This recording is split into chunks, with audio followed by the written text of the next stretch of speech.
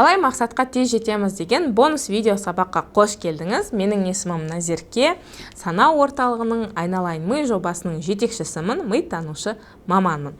Бүгінгі видеода мен сіздерге мақсатқа тез жетудегі басты 5 қағиданы айтып беретін боламын. Сол қағидалардың барлығын біле отырып, сіздер мақсатыңызға әлде қайда тезірек жететін боласыз. Жалпы қазіргі таңда бізде қандай кедергілер бар? Көп жағдайда ол ең бірінші мақсаттың мүлдем болмауында. Ондай мақсатсыз адамдарда бар дегенмен, одан басқа бізде мақсат бар, бірақ ол мақсат дұрыс қойылмай жатады. Немесе мақсат бар, бірақ ол мақсат бір 4-5 жылда, яғни 1-2 айда жетуге болатын мақсатты біз созып тастаймыз да, оны өмірлік мақсат қылып жасап тастаймыз. Яғни осындай кедергілердің барлығын алдын алып мақсатқа тез жетуіміз үшін осы 5 қағиданы орындау қажетпіз. Ол қандай қағидалар? Ең біріншісі бұл мақсаттың маңыздылығын түсіну. Өте қарапайым болып көрінгенмен, бұл фундаменталды тұрғыдан өте маңызды ұғым. Себебі біз мақсаттың қою керек екен, оның болу екенін жалпы жазып қойғанның өзінде де оған ондай маңыздылық бермеген үшін, орыстарда плыть по течению деген ұғым бар ғой, сол сияқты ағыс қайда барса, біз де сонда барып, өмірімізді басқармай, сөйтіп өміріміздің қалай өтіп кеткенін де байқамай қалып жатуымыз мүмкін. Көп жағдайда сценарий қандай? Сол дүниеге келеміз, балабақша, мектеп, универ, жұмысқа тұрамыз, жанұя бар, оның кейін өзіміздің бала шағамызды сөйтіп отырған кезде өміріміз қалай тез арада өтіп кеткенін байқамай қаламыз.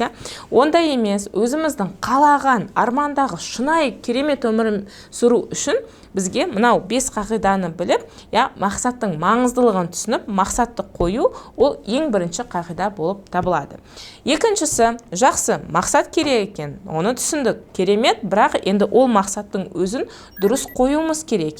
Себебі көп жағдайда мақсат бола тұра, көп адамдар оны қою барысында көптеген қателіктер жасайды. Оны анықтаудың өзінің бір техникалары бар.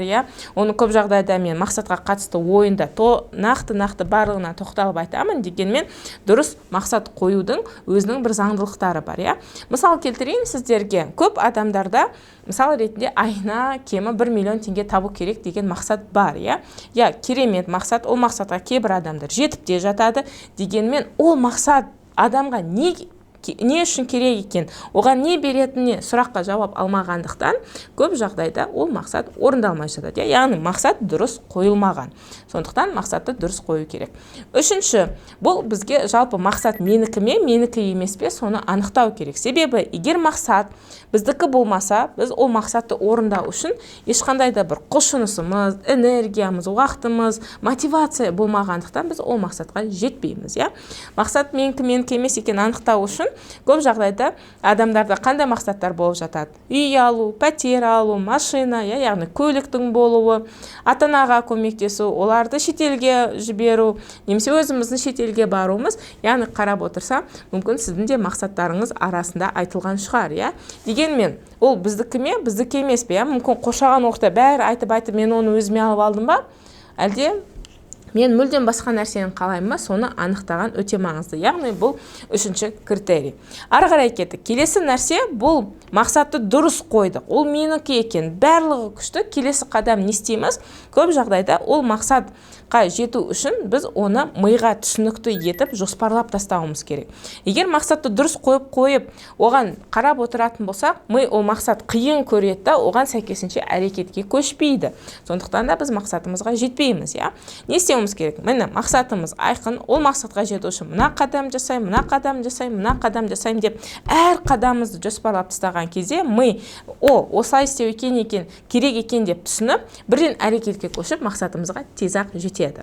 Келесі критерий, бұл 5-шісі, көп жағдайда мақсатқа жету барысында мотивация, энергия, уақыттан басқа тағы да кедергілер бар. Яғни мына мақсатқа жетуге менде қорқыныш, үрей, немесе тағы да басқа да кедергілер болу үшін мен бұл мақсатқа жетпеуі мүмкін. Сондықтан оның алдын алу жолдарын қарастырып, оны өмірімізге енгізіп, мақсатқа жетуімізді тездетуімізге болады. Яғни осы әрбір қадамды өту арқылы сіз дұрыс мақсат қойып, әлде қайда тезірек жетесіз. Ал егер де сіздер өзіңіз емес, бұл әрбір қадамнан менімен бірге ойын форматында Telegram чатта 1 сағат көлемінің ішінде өткіңіз келсе, мен сізді дұрыс мақсат қою ойынына шақырамын. Бұл ойында сіздер осы әрбір қадамнан өтіп шығып, жалпы соңында не аласыз?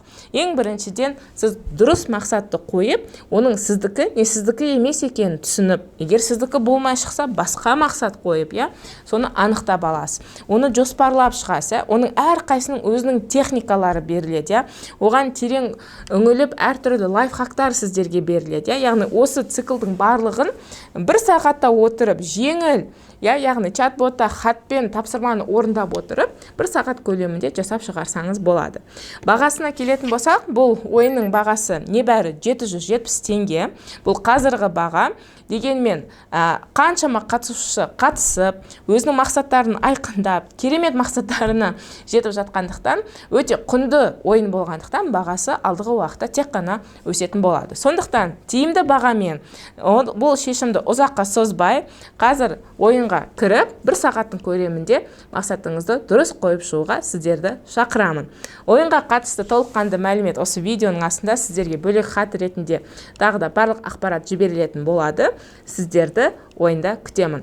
Мақсатты дұрыс қойып үйренейік.